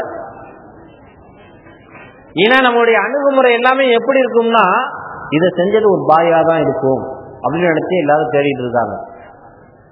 கடைசியில பார்த்தா ஆளே கிடைக்கல. அப்ப அந்த குறிப்பிட்ட நேரத்துல அந்த 1 வாரம் முடிந்த பிறகு பாதிரியார்கள்லாம் வந்து விட்டார்கள். என்ன ஆச்சு? ஆள் கிடைக்கல. அப்ப என்ன செய்ய போறீங்க? நான் என் மூக்க அறுத்துக்கிறேன். அவர் தீர்ப்பு எழுதக்கூடிய புத்தகத்தில் தீர்ப்பு எழுதிவிட்டார். இதன் காரணமாக அம்ர் இப்னுல் ஆஸுடைய மூக்கு அறுக்கப்பட வேண்டும் அப்படின்னு தீர்ப்பு அவரே எழுதிட்டு அந்த தண்டனை கொடுப்பாங்க இல்லையா, அவர் ஒரு மருத்துவர், அந்த மருத்துவரிடத்துல அழைத்து செல்லப்படுகிறது. அங்க போய் அந்த மருத்துவரை காத்திருக்கும் பொழுது, எதிர்பார்த்திருக்கும் பொழுது அந்த மருத்துவர் வருவதற்கு சற்று தாமதமானது. அந்த தண்டனை கொடுக்கக்கூடியவர் வருவதற்கு சற்று தாமதமானது. பிறகு அவர் வந்தார். அந்த மூக்கு அறுப்பதற்கு தேவையான ஆயுதங்களை எல்லாம் தயார் செய்தார். அதற்கு பிறகு அந்த ரத்தம் நிற்பதற்கு தேவையான மருந்து மாத்திரைகள் எல்லாம் தயார் செஞ்சு வச்சிட்டாரு. அப்ப இந்த தண்டனையை கொடுத்துடலாமா? இறுதியா கேட்கிறார். கொடுங்க அம்ர் இப்னுல் ஆஸ் சொல்றாரு. அந்த நேரத்தில் இது பகிரங்கமா மக்கள் மத்தியில தான் இந்த தண்டனைகள்லாம் நிறைவேற்றப்படும் இஸ்லாமிய அரசுல. அப்போ ஒரு மனிதர் கூட்டத்தில் இருந்துகிட்டு கொடுத்துறாதீங்க அப்படின்னு ஒரு ஆள் சத்தம் போட்டார். யாரா அது கொடுத்துறாதுன்னு சத்தம் போடுறான்னு சொல்லி அந்த ஆள் பிடிச்சி இழுத்துட்டுவா இழுத்துட்டாங்கன்னு சொல்லி பார்த்தா அவரே ஒரு பாதிரியார் தான். வர ஆளு ஒரு பாதிரியார். என்னப்பா பாதிரியார் வந்து கொடுக்காதீங்கன்னு சொல்றாரு, என்னப்பா கொடுக்க கூடாது, ஏன் கொடுக்க கூடாது, ஒரு தண்டனை கொடுக்க கூடாது? அவர் சொல்றாரு, நான் தான் அந்த மூக்க உடைச்சேன், ஜீசஸுடைய மூக்க உடைச்சது நான் தான். இந்த நாட்டுல சிறுபான்மை மக்களாக இருக்கக்கூடிய எங்களுக்கு சம அளவில் உரிமைகள் கொடுக்கப்படுகிறதா, இந்த நாட்டில் எங்களுக்கு பாதுகாப்பு இருக்கிறதா என்பதை பார்ப்பதற்காக வேண்டி நானாக செய்த ஏற்பாடுதான் இது. இதை நீங்கள் மன்னித்து விடுங்கள், இவ்வளவு நேர்மையாக இருப்பீர்கள் என்று நான் எதிர்பார்க்கவே இல்லை என்று அவர் மன்னிப்பு கேட்டார். வரலாறு பதிவு செஞ்சிருக்கு, முஸ்லிம் தர்மத்தில் வரக்கூடிய ஒரு ஹதீஸ் இது. ஆகவே அன்பார்ந்த அல்லாஹ்வின் நல்லடியார்களே, இப்படி அவரவர்களும் அவரவர்களுடைய இன மதங்களோடு சுமூகமாக வாழ்வதற்கான சூழ்நிலையை நபிகள் நாயகம் ரசூலுல்லாஹி ஸல்லல்லாஹு அலைஹி வஸல்லம் அவர்கள் தனது 8 ஆண்டுகளில் உருவாக்கி கொடுத்தார்கள். அதே போல ரசூலுல்லாஹி ஸல்லல்லாஹு அலைஹி வஸல்லம் அவர்கள் எல்லா மக்களும் கல்வி பயில வேண்டும் என்று ஆசைப்பட்டார்கள். இன்னைக்கு இன்னைய வரையும் நம்ம முயற்சி பண்றோம். இந்தியா சுதந்திரம் அடைஞ்சு 65 வருஷத்துக்கு மேல ஆகிக்கிட்டே இருக்குது. இன்னைய வரையிலும் படிக்காதவர்களுடைய எண்ணிக்கை இருந்துகிட்டே இருக்குது. எல்லாத்துக்கும் இன்னும் இன்னைய வரையிலும் அந்த கல்வியை கொடுக்கவே முடியல. பெருமானார் ஸல்லல்லாஹு அலைஹி வஸல்லம் அவர்கள் 8 ஆண்டுகள் ஆட்சி செய்தார்கள். அந்த 8 ஆண்டுகள்ல எல்லாருக்கும் கல்வியை கொடுக்க வேண்டும் என்று முயற்சிகளை மேற்கொண்டார்கள். அல்ஹம்துலில்லாஹ், பெருமானார் ஸல்லல்லாஹு அலைஹி வஸல்லம் அவர்கள் இறக்கின்ற நேரத்தில் இஸ்லாமியர்கள் என்று யாரெல்லாம் இருந்தார்களோ அவர்கள் எல்லாருக்குமே எழுதவும் படிக்கவும் தெரியும். ரசூலுல்லாஹ் மௌத்தா போகும்போது யார் யாரெல்லாம் எவ்வளவு பேர் இருந்தாங்களோ அவர்கள் எல்லாருக்குமே எழுதவும் தெரியும், படிக்கவும் தெரியும். ஒரு நாள் அபூபக்கர் ரலியல்லாஹு தஆலா அவர்கள் பிலால் ரலியல்லாஹு தஆலா அவர்களை தேடி கண்டுபிடிச்சி வீட்டுக்கு போய், பிலாலே, நான் உங்ககிட்ட ஒரு உதவி கேட்குறேன், எனக்கு நீங்க உதவி செய்யணும், சொல்லுங்க, நான் உங்களுக்கு உதவி செய்கிறேன். பிலால் ரலியல்லாஹு தஆலா அவங்க ஜோப்புக்குள்ள இருந்து ஒரு பேனாவையும் மைக்கூடையும் எடுத்து கையில கொடுத்தாங்க. நீங்க எழுத கற்றுக்கொள்ள வேண்டும். பிலால் ரலியல்லாஹு தஆலா அவர்களை பார்த்து அபூபக்கர் ரலியல்லாஹு தஆலா அவர்கள் சொல்கிறார்கள், நீங்கள் எழுத கற்றுக்கொள்ள வேண்டும். இந்த பேனாவை நீங்களே வச்சுக்கீங்க, எழுத கற்றுக்கொள்ளுங்கள். அந்த பேனாவையும் அந்த மைக்கூட்டையும் வாங்கிய பிறகு பிலால் ரலியல்லாஹு தஆலா அவர்களுக்கு இருப்பு கொள்ளவில்லை. கண்களில் இருந்து குபு குபு குபு என தண்ணீர் பொங்கி வருகிறது. அபூபக்கர் ரலியல்லாஹு தஆலா அவங்க, நான் எதுவும் தப்பா சொல்லிட்டேனா? அவர் சொல்லுகிறார், நான் இன்னொருவனுடைய வீட்டில் அடிமையாக இருக்கின்ற பொழுது இந்த பேனாக்களை பார்ப்பதற்கே எங்களுக்கு அனுமதி இல்லை. இந்த பேனாவை தொட்டால் எங்களுக்கு அடி உதை கிடைக்கும். இன்று எனக்கே ஒரு பேனாவை கொடுத்து எழுத கற்றுக்கொள்ள என்று சொல்கிறீர்களே என்று அவர் சந்தோஷப்பட்டதாக ஒரு ஹதீஸ் பதிவு செய்யப்பட்டது. ஹிட்டி என்கிற ஐரோப்பிய ஒரு அறிஞன் சொல்லுகிறான், ஹிட்டி என்கிற ஐரோப்பிய அறிஞன் சொல்கிறான், 1500 வருடங்களுக்கு முன்னதாக அரபு நாட்டு மக்கள் எல்லாம் எழுதவும் படிக்கவும் கற்றுக்கொண்டார்கள். அந்த நேரத்தில் ஐரோப்பியர்கள் எழுதுவது படிப்பது என்றால் என்னவென்றே தெரியாது, அப்படி இருந்தார்கள் என்று சொல்லுவார். எப்படி 1500 வருஷத்துக்கு அரபு நாட்டில் வாழ்ந்தவங்க எல்லாருக்குமே எழுத படிக்க தெரியுமா? அதே காலகட்டத்தில் வாழ்ந்த ஐரோப்பியர்களுக்கு எழுதுவது படிப்பது என்றால் என்னவென்றே தெரியாதான், அப்படி வாழ்ந்தார்கள். இதற்கு காரணம் நபிகள் நாயகம் என்பதாக புகழாரம் சூட்டுகிறார் ஒரு மனிதர், ஒரு எழுத்தாளர். ஆகவே அன்பார்ந்த அல்லாஹ்வின் நல்லடியார்களே, நபிகள் நாயகம் ரசூலுல்லாஹி ஸல்லல்லாஹு அலைஹி வஸல்லம் அவர்கள் அப்படிப்பட்ட ஒரு அற்புதமான ஒரு ஏற்பாட்டினை, சம அளவில் எல்லா மக்களும் கல்வி கற்க வேண்டும் என்ற நிபந்தனையை உருவாக்கி கல்வியை கற்றுக் கொடுத்தார்கள். அதே போல ரசூலுல்லாஹி ஸல்லல்லாஹு அலைஹி வஸல்லம் அவர்கள் சுகாதார மேம்பாடுக்காக வேண்டி பாடுபட்டிருக்கிறார்கள். எல்லாமே சுத்தமா இருக்கணும், தெருக்கள் சுத்தமாக இருக்க வேண்டும், உடுத்தக்கூடிய உடைகள் சுத்தமாக இருக்க வேண்டும், நீ தொழுகக்கூடிய இடம் சுத்தமாக இருக்க வேண்டும், உங்களுடைய பாத்திர மண்டங்கள் சுத்தமாக இருக்க வேண்டும், உங்களை சார்ந்த என்னவெல்லாம் இருக்கின்றதோ அத்தனையும் சுத்தமாக இருக்க வேண்டும். ஏன்னா பெருமானார் ஸல்லல்லாஹு அலைஹி வஸல்லம் அவர்களுக்கு 2வது வழியாக என்ன வந்துச்சு? யா அய்யுஹல் முதஸ்ஸிர் கும் ஃபஅன்திர் வரப்பக ஃபகபிர் வஸியாபக ஃபதஹிர், உன்னுடைய ஆடையை சுத்தம் செய்து கொள். 2வது வகையினுடைய சாராம்சமே, 2வது வகையினுடைய சாராம்சம் சமுதாய கருத்து என்ன இருக்குது அப்படின்னா, சுத்தமாக இருங்க அப்படிங்கிறது தான். சுத்தம் ஈமானில் பாதி என்று பெருமானார் ஸல்லல்லாஹு அலைஹி வஸல்லம் சொல்லுவார்கள். சுத்தம் முக்கியம். அதுக்கு ரசூலுல்லாஹி ஸல்லல்லாஹு அலைஹி வஸல்லம் அந்த சுத்தத்துக்காக என்ன ஏற்பாடுகள் செஞ்சிருக்காங்க தெரியுங்களா? தொழுகைக்கு போனா நீ பாடாவா நீ ஒழு செஞ்சுட்டு தான் போகணும். ஒழுகுனா என்ன? இப்படிதான் இருக்கணும். கை கால் முகம் தலை மசகு பிடரி மசகு எந்த அவயங்கள் எல்லாம் புழுதிக்கு ஆட்படுமோ பூமியில் தெரியுமோ அந்த பகுதிகளை எல்லாம் நீ தினம் கழுவிட்டே இருக்கணும். ஒரு தடவை 5 தடவை கழுவணும். தூங்கும் போது ஒழுங்கு செய். ஒழுங்கு முறிஞ்சிச்சுன்னா நீ எப்பயுமே ஒழுவோடே இருந்துக்க. அத சுத்தத்தை பெருமானார் ஸல்லல்லாஹு அலைஹி வஸல்லம் எவ்வளவு அருமையா லேசா சொல்லி கொடுத்துட்டாங்க பாருங்க. தினம் குளிங்க, தண்ணி இருக்கிறவங்க குளிங்க. எப்படி சொல்றாங்க? அதை குளிக்கிறது எப்படி சொல்றாங்க? ஒரு உதாரணத்தோட, உங்களுடைய வீட்டு வாசல்ல ஒரு ஆறு ஒன்று ஓடுது. அந்த ஆத்துல ஒரு மனிதன் தினம் 5 தடவை குளிச்சானாக்க அவனுடைய உடல்ல அழுக்கு இருக்குமா? ரசூலுல்லாஹ் கேட்கிறாங்க. அழுக்கு இருக்குமா? இருக்காது. யார் சொல்லலாம்? இதே போலவா நீங்க தினம் 5 தடவை தொழுதீங்கன்னா உங்களுடைய உள்ளத்தில் அழுக்கு இருக்காது ரசூலுல்லாஹ் சொல்றாங்க. அப்ப ரசூலுல்லாஹ் என்ன சொல்றாங்க? உடல் சார்ந்த அழுக்கை எடுப்பதற்கு ஒழு, உள்ளம் சார்ந்த அழுக்கை எடுப்பதற்கு நீ தொழு. பெருமானார் ஸல்லல்லாஹு அலைஹி வஸல்லம் 2 அழுக்குகளையும் எடுப்பதற்கு இலகுவான வழிகளை நமக்கு கற்றுக் கொடுத்திருக்கிறார்கள் பெருமானார் ஸல்லல்லாஹு அலைஹி வஸல்லம். அதே போல நீ கடமையான குளிப்பை குளிச்சே ஆகணும். நீ ஜுனுபாலியாக ஆயிட்டனா கண்டிப்பா நீ குளிச்சே ஆகணும் அப்படின்னு சொல்லி ரசூலுல்லாஹி ஸல்லல்லாஹு அலைஹி வஸல்லம் நம்ம கடமையாக்கி இருக்கிறார்கள். ஹிஜ்ரி 6ல ரசூலுல்லாஹி ஸல்லல்லாஹு அலைஹி வஸல்லம் அவர்கள் உலகத்தில் இருந்த அன்றைக்கு அரபகத்தில் இருந்த எல்லா மன்னர்களுக்கும் கடிதங்களை எழுதி அனுப்பியிருந்தார்கள். அதுல மன்னர் முகௌகிஸ் அப்படிங்கிற ஒரு மன்னருக்கும் மிஸ்ர் நாட்டு மன்னருக்கும் அனுப்பியிருந்தாங்க. அப்ப அந்த மன்னன் அந்த கடிதத்தை கொண்டு போன அந்த சஹாபி இடத்துல, பல்ஆம் அப்படின்னு ஒரு சஹாபி தான் அந்த கடிதத்தை எடுத்துட்டு போனார்.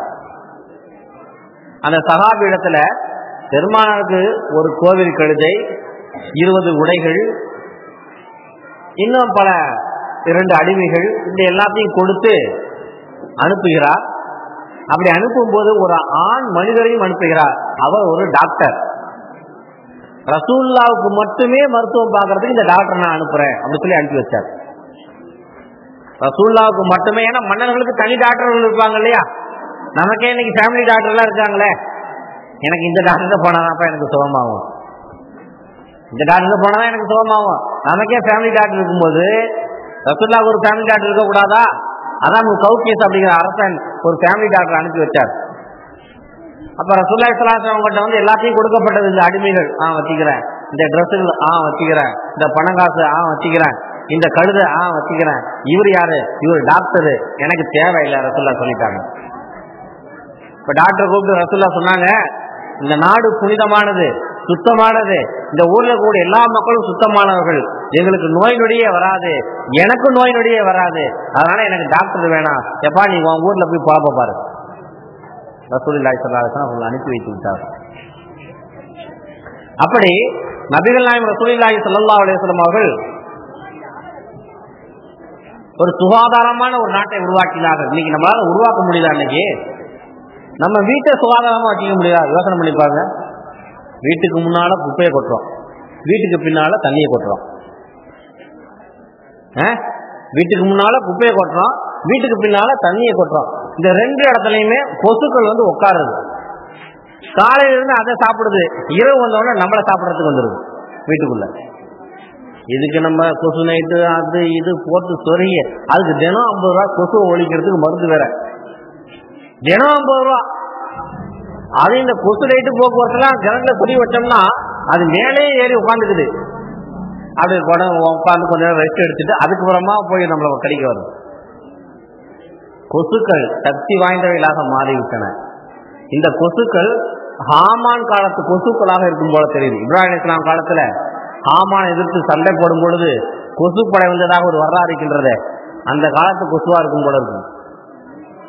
அது நம்ம ஊர்ல ஒரு கொசு இருக்கு, சுபஹானல்லாஹ், ஆள் சைஸுக்கு இருக்குது. ஒரு 50 கொசு சேர்ந்துச்சுன்னா நம்மளை கொண்டுட்டு போய் வேற ஊர்ல போட்டு போல இருக்கு. 50 கொசு சேர்ந்துச்சுனாக்க நம்ம ஆலய தூக்கிட்டு போயிடும் போல இருக்கு. அப்படி இருக்குது. சென்னையில இந்த ஆறுகள் ஓடுகிற பகுதிகளில் தான் இந்த மாதிரி கொசுக்கள் இருக்கும், பெருசு பெருசா. ஈக்கள் சைஸ்ல இருக்குது இந்த ஊர்ல கொசு, ஈக்கள் சைஸ்ல இருக்க கொசு. அல்ஹம்துலில்லாஹ். இவைகளை எல்லாம் நாம் விரட்டுவதற்கு வழி பெருமானார் அழகா சொல்லி கொடுத்துருக்காங்க. வீட்டை சுத்தமா வச்சுக்கப்பா.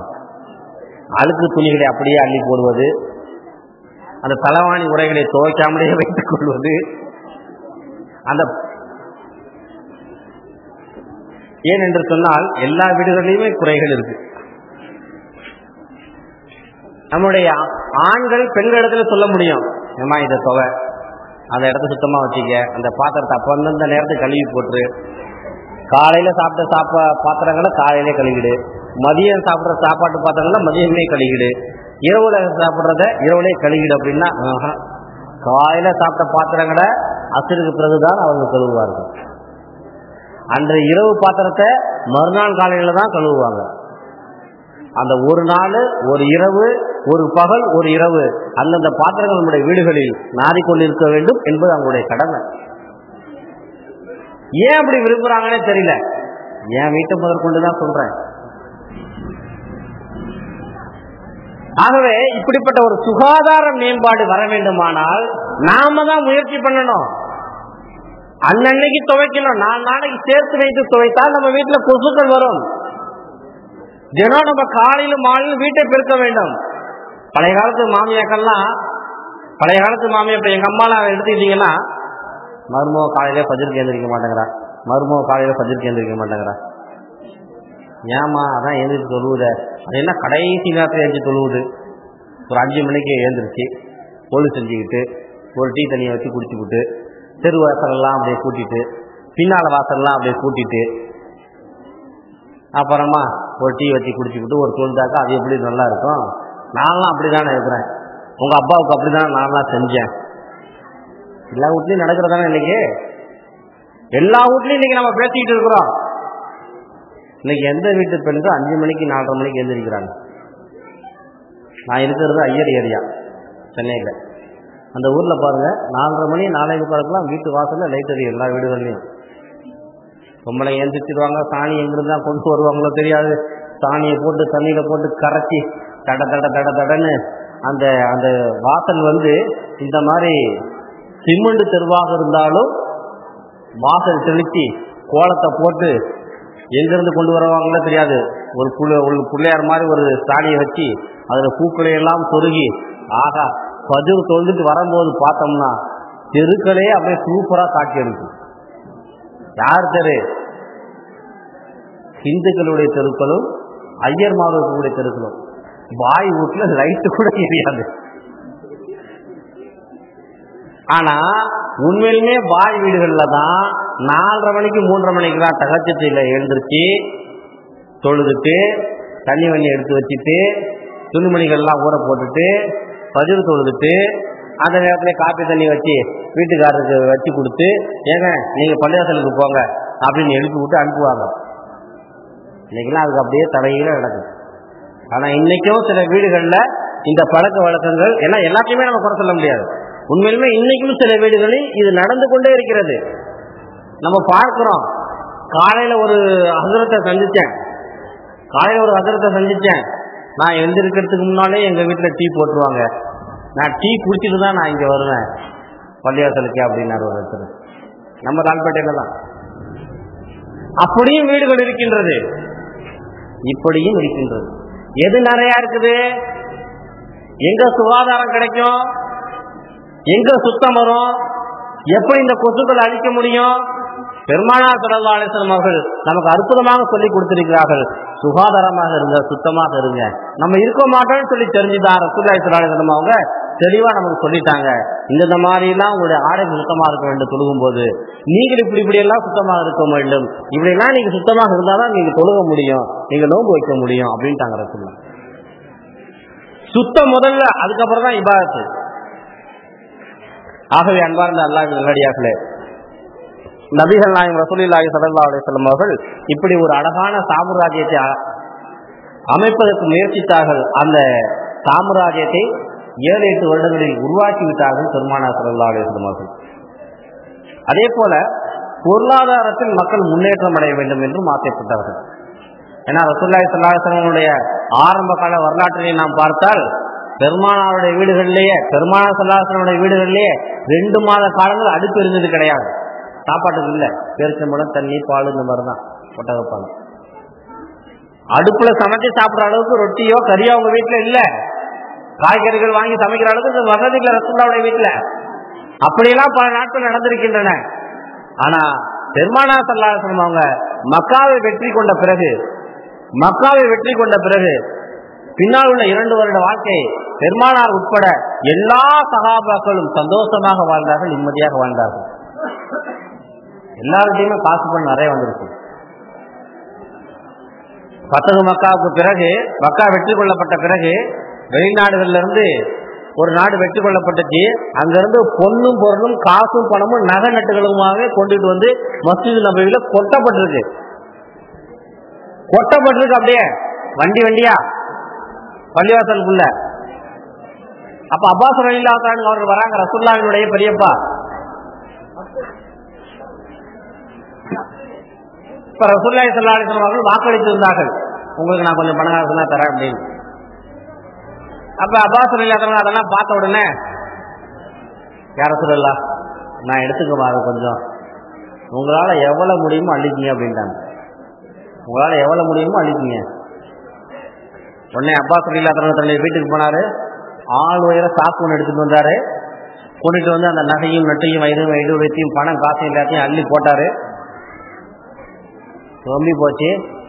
தூக்கி பார்த்தா தூக்க முடியல.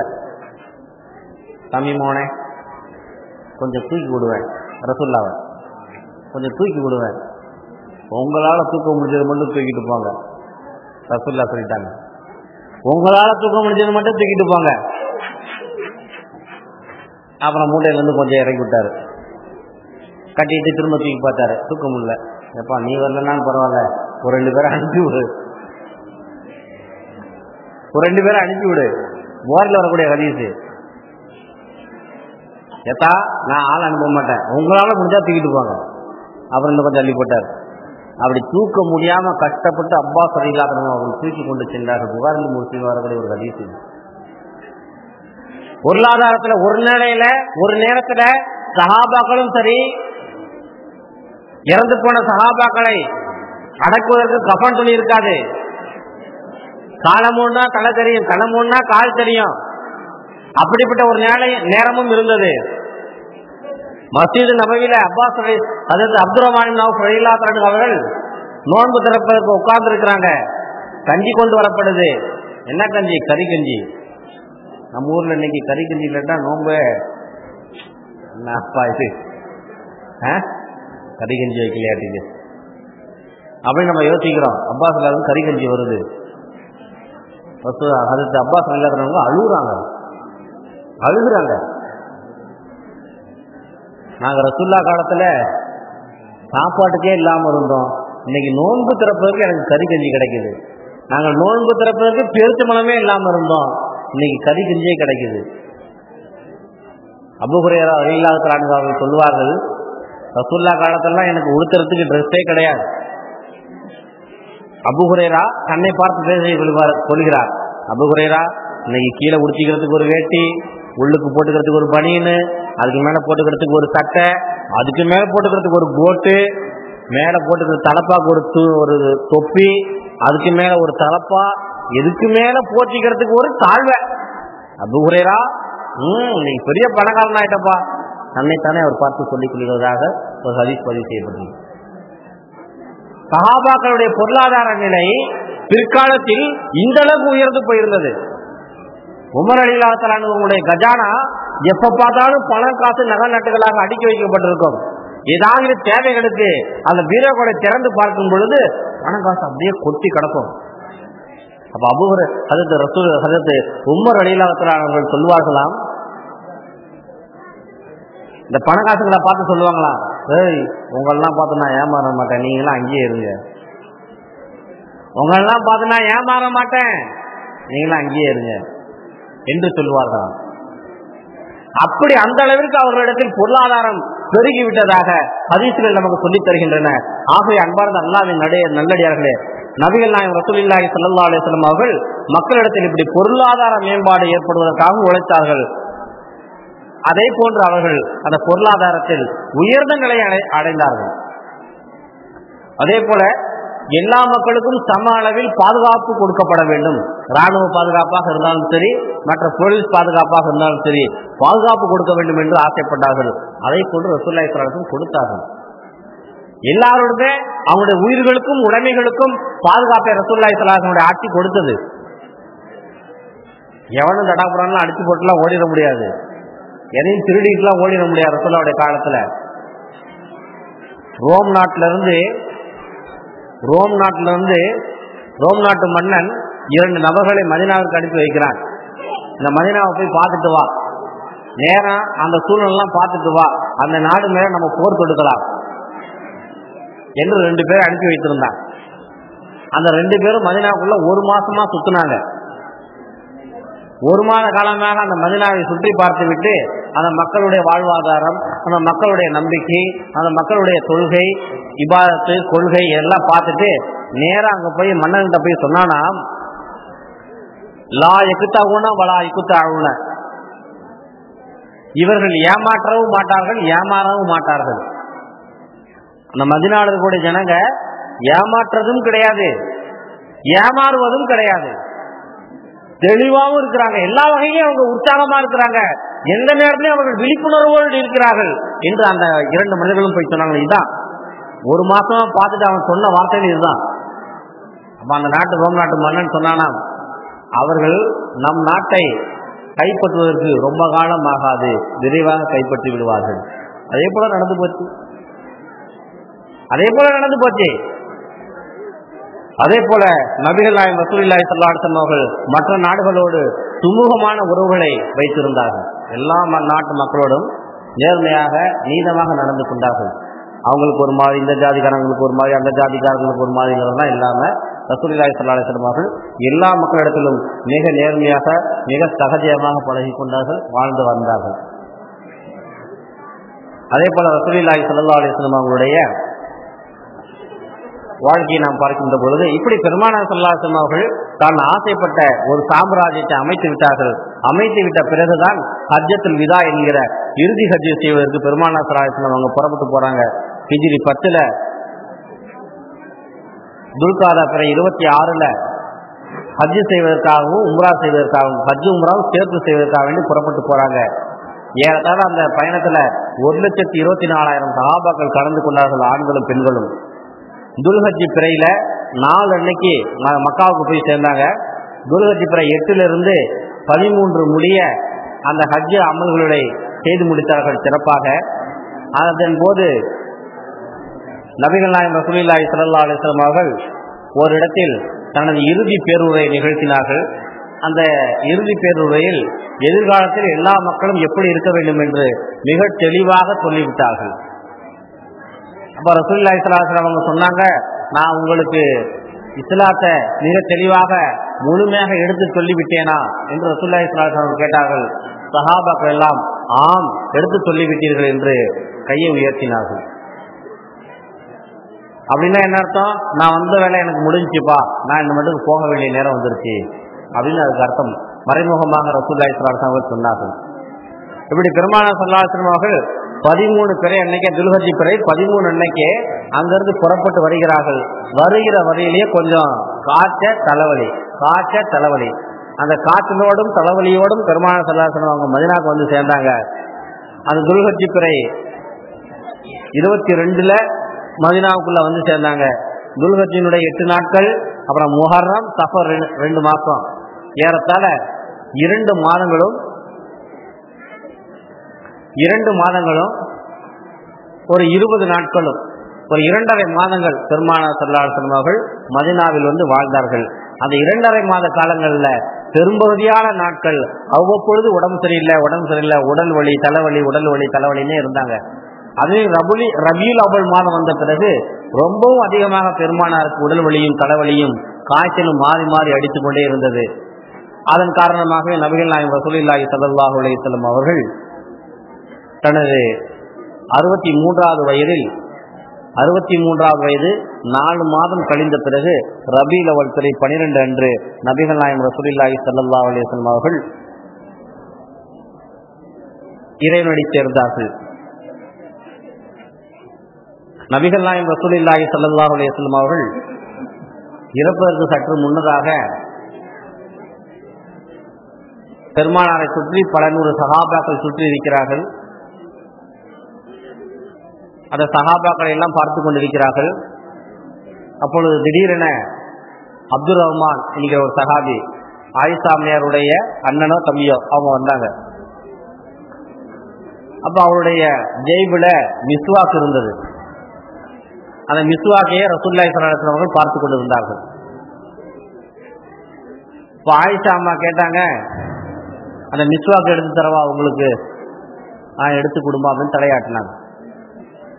அதை வாங்கினார்கள். அவர் ஏற்கனவே பல் தேய்த்து கொண்டிருந்த பகுதியெல்லாம் பிச்சு போட்டுட்டு புதுசா ஆயிஷா ரலியல்லாஹு அன்ஹா அவர்கள் தன்னுடைய வாயினால் நல்லா கடிச்சு மிருதுவாக ஆக்கி அதை பெருமானார் இடத்தில் கொடுத்தார்கள். அதை பெருமானார் ஸல்லல்லாஹு அலைஹி வஸல்லம் அவங்க அப்படியா பல் தேய்ச்சாங்க. அப்ப பெருமானார் ஸல்லல்லாஹு அலைஹி வஸல்லம் அவர்கள் ஆயிஷாமா சொல்லுவாங்க, என்னுடைய கழுத்துக்கும் என்னுடைய மாருக்கும் நடுப்புற பெருமானார் ஸல்லல்லாஹு அலைஹி வஸல்லம் தடை இருந்தது. அந்த நேரத்தில் அவர்கள் பிரஷ் பண்ணிக்கிட்டே இருந்தாங்க.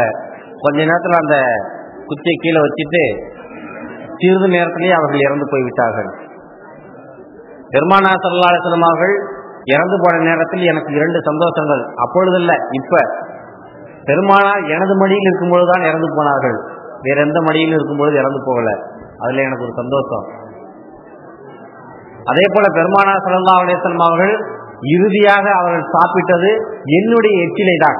நான் தான் நல்லா கடிச்சு கொடுத்தேன். அதை பெருமானார் ஸல்லல்லாஹு அலைஹி வஸல்லம் அவர்கள் விழுங்கினார்கள். என்னுடைய உமிழ்நீர் தான் பெருமானாருடைய உடலில் இறுதியாக சேர்ந்தது. அது எனக்கு கிடைத்த பாக்கியம் என்றார் பெருமானார் ஸல்லல்லாஹு அலைஹி வஸல்லம் சொல்வார்கள். இந்த நிகழ்ச்சியை சொல்லிட்டு வரலாற்று ஆய்வாளர்கள் சொல்வார்கள், உண்மையான கணவன் மனைவியினுடைய இலக்கணமே இதுதான். ஒரு கணவனுடைய உயிர் மனைவியினுடைய மடியில் பிரிவதும், கடைசி வரை அந்த மனைவி கணவனுக்கு தேவையான அந்த உணவுகளையோ உடைகளையோ எப்பொழுதுமே காலம் ஃபுல்லா கொடுத்துக்கிட்டே இருக்கிறாங்க இல்லையா, அது உயிர் பிரியும் போது கூட அப்படி கொடுப்பது வாழ்க்கையின் உச்சகட்டம். அந்த கணவனும் மனைவியும் ஒரு உயர்தரமான வாழ்க்கையை வாழ்ந்திருக்கிறார்கள் என்பதற்கு பொருள் இதுதான் என்பதாக சொல்லுவார்கள். அப்படிப்பட்ட ஒரு கணவன் மனைவியாக நல்ல ஒரு சிறந்த தம்பதிகளாக நாமும் வாழ்வதற்கு வல்ல அல்லாஹு ஜல்ல ஷானஹு அருள் செய்வானாக. ஆமீன். வாஹிருதான அல்ஹம்துலில்லாஹி ரப்பில் ஆலமீன். அஸ்ஸலாமு அலைக்கும் வரஹ்மத்துல்லாஹி வ தஆலா வ பரகாத்துஹு.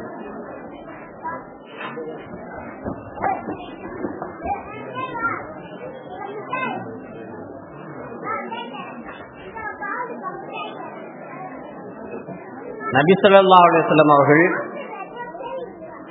ஜுவைரியா ரலியல்லாஹு அன்ஹா அவர்களை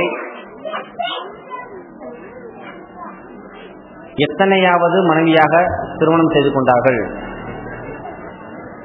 4வது மனைவியாக திருமணம் செய்து கொண்டார்கள். நபி ஸல்லல்லாஹு அலைஹி வஸல்லம் அவர்களின் தங்கையின் பெயர் என்ன? ஷீமா ரலியல்லாஹு அன்ஹா. நபி ஸல்லல்லாஹு அலைஹி வஸல்லம் அவர்கள் கைபர் யுத்தத்தில் நாளை காலை ஒரு சஹாபியின் கையில் எனது வாளை கொடுப்பேன் என்று சொன்ன அந்த சஹாபியின் பெயர் என்ன? அலி ரலியல்லாஹு அன்ஹு. என்ன அது எடுத்தாச்சா? பிள்ளைங்க எடுத்து கொடுத்துட்டாங்களா? அது 2 படிக்கிறதுக்குள்ள ஒன்று எடுத்து கொடுத்தீங்க, இன்னொன்று எடுத்து கொடுங்க. இல்லை பிள்ளைங்க எடுக்க சொல்லுங்க. கடைசி அன்னைக்கு தான் நிறைய சீட்டு வந்திருக்கு. லேசான கேள்வி கேட்டுக்கு. அப்துல் சமது மகள் அப்துல் ஹமீது, மதீனா தெரு, லால்பேட்டை. ஷாக்கிர் மகன் சுலைமான், வடக்கு தெரு. ஹலீமத்து சாதியா, காயிதே மில்லத் சாலை. பிஸ்மில்லாஹிர்ரஹ்மானிர்ரஹீம். ரப்பனா லக்கல் ஹம்து லக ஷுக்ரியா. அல்லாஹும்ம ஸல்லி அலா ஸய்யிதினா முஹம்மதின் வ அலா ஆலி ஸய்யிதினா முஹம்மதின் வ பாரிக் வ ஸல்லிம் அலைஹி. அல்லாஹும்ம ஸல்லி அலா ஸய்யிதினா முஹம்மதின் அப்திக வ ரசூலிக வல் முஃமினீன வல் முஃமினாத் வல் முஸ்லிமீன வல் முஸ்லிமாத் اللهم انت ربي لا اله الا انت سبحانك اني كنت من الظالمين اللهم لا حول ولا قوة الا بالله العلي العليم اللهم ربنا آتنا في الدنيا حسنة وفي الآخرة حسنة وقنا عذاب النار صلى الله وسلم على سيدنا محمد وآله وصحبه أجمعين والحمد لله رب العالمين.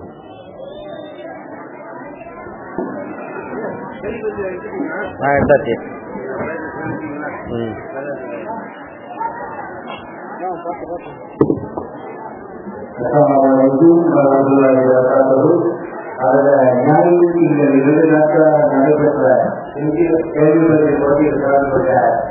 அனைத்து குழந்தைகளுக்கும் ஊக்குவிப்பு இருக்கிறது. ஏற்கனவே வாசிக்கப்பட்ட பயன்கள் இல்லாமல் யாரிடத்தில் வாசிக்கப்படவில்லையோ வாசிக்கப்படாத போட்டியில் கலந்து கொண்ட அத்தனை பிள்ளைகளுக்கும் ஊக்குவிப்பு முறைக்கு கண்டிப்பாக இருக்கிறது. இதனால் அந்த ஊக்குவிப்பு முறைக்கு நாளை இரவு வழங்கப்படும். அனைவரும் வந்து அழைக்குமாறு அன்புடன் அழைக்கிறோம்.